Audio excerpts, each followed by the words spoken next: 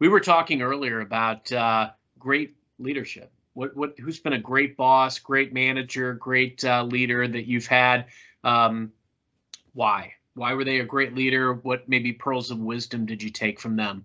Would love to hear your thoughts. Yeah. So I was thinking a little bit about this when we were chatting a moment ago, and I'm not just saying this because it's current and convenient to do so, and it has only been a few weeks, but I would say that I feel confident in that my current boss is has the potential to be that. And people will think this is a cop out, but I really mean it.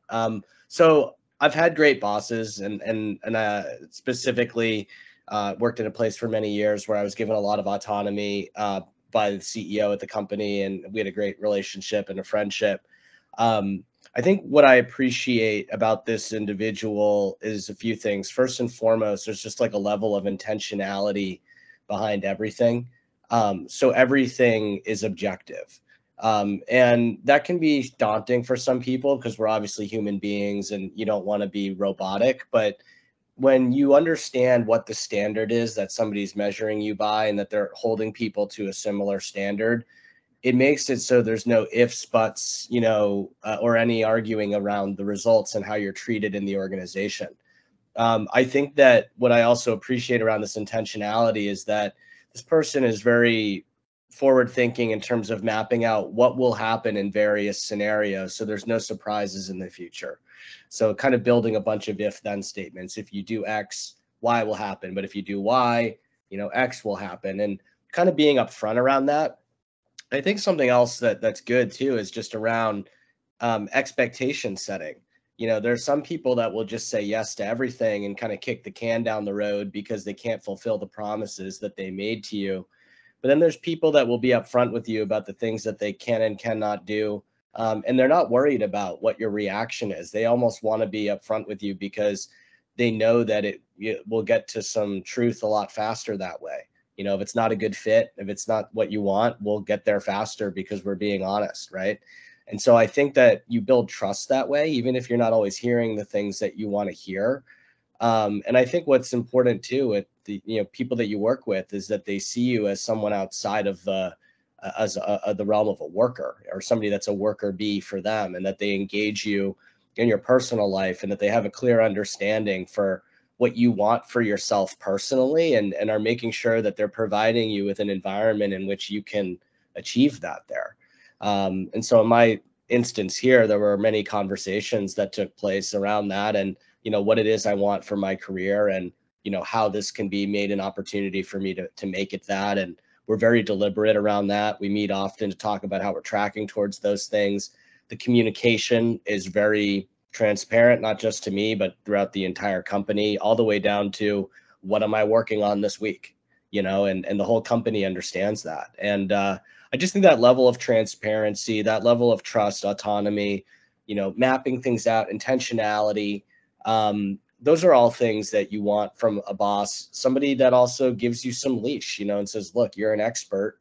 I've brought you in here to do what you know best, go do it. I'm not going to, micromanage you, but at the same time, these are the results I'm expecting, and I'm going to track the metrics, and we're going to have our one-on-ones around those metrics.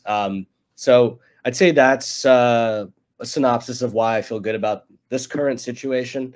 I've had bosses in the past where maybe that wasn't the case, and folks that might tell you to do things but wouldn't do those things themselves. And there's of course that image of the leader who's sitting there ordering people around to move a rock, and then there's the leader who just moves the rock. And people always respect the leader who moves the rock, the one who will do the things that they tell you to do. And I think I'm in this young startup. The CEO has been doing pitching, right? He's been pitching all the customers. He's been doing all the things that I have to do, right? So he's been in the trenches, and I think that helps you appreciate what they say because that they understand what you're doing. So those are maybe some examples of good leadership, bad leadership that I've experienced in my career. Be curious to hear what it's like for you, and Yeah. we'll keep them anonymous, of course. I love it. Of course. No, I mean, Jeff, it's good to hear, obviously, that your current situation is trending well so far. I think about leadership that I've encountered in my career, and you hit on a lot of the key elements. I think first off, the best manager that I ever had was actually somebody that I not only gravitated toward, but followed into multiple different entities and parts of the organization. Very intentionally did that because I knew what to expect. We had that trust and transparency, and like you said, it was one of those scenarios where, look, we've earned the right to be in the role we're in, and so I think a big part of leadership is empowering you to optimize your performance, optimize your payout, optimize your career trajectory. You and I have talked a lot about understanding the why, right? I think that's step number one as a leader. You've got to understand the why, what makes your team tick. And this person always did that for me, and I have gotten beyond what I ever imagined out of that relationship, just because I feel like it was a two-way investment, right? And I think that's the key element. Looking back on some of the key components, it was just being very clear and concise. Even when it was constructive feedback, I knew that it was always in my best interest. I knew that it came from a place of actually spending time with me in the field and knowing what I was all about. And, I think that's the other component is we've got to be very open and honest with leadership to let them know what we need and want out of that relationship. I always say, like, I want to be prepared for this next role, or I want to make sure that I've developed command and mastery of the role that I'm in. So I look forward to the constructive feedback and making sure that I'm getting that. So I think a good leader is able to give that constructive feedback because, again, it's not about maybe the discomfort of a conversation. It's more about I owe it to you to make sure that I'm giving you everything, all the tools, the resources, and the knowledge to optimize your role. And those are how these best relationships tick. Also, just that ability and willingness to always be there. The leader doesn't have to be the driver. We're all rowing the boat. So I think, to your point, I appreciate the leader that's in there rowing the boat with me and going at the same speed or to the same in the same direction, right? And also empowers me to make the decision. Like, they'll listen and provide feedback and guidance, but at the end of the day, let you call the shot. And support you if you do something differently than maybe the way that they would have envisioned it. They give you the power to make that call, and then they still support you otherwise. They invest in people. They make sure you've got what you need to be successful. I'm also a big believer that leadership elements can resonate with you no matter who the leader is. So even where I've had a negative relationship with the manager historically, I've still picked up nuggets that I use today.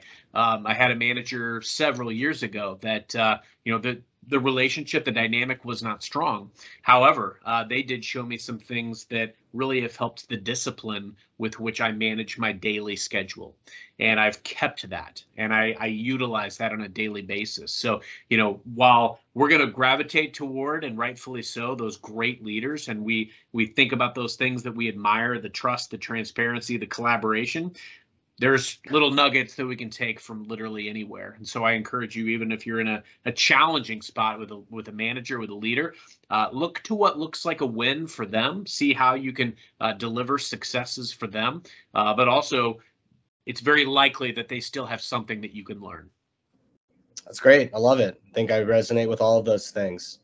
A lot of basic trend here is leader is somebody who's going to remove obstacles for you.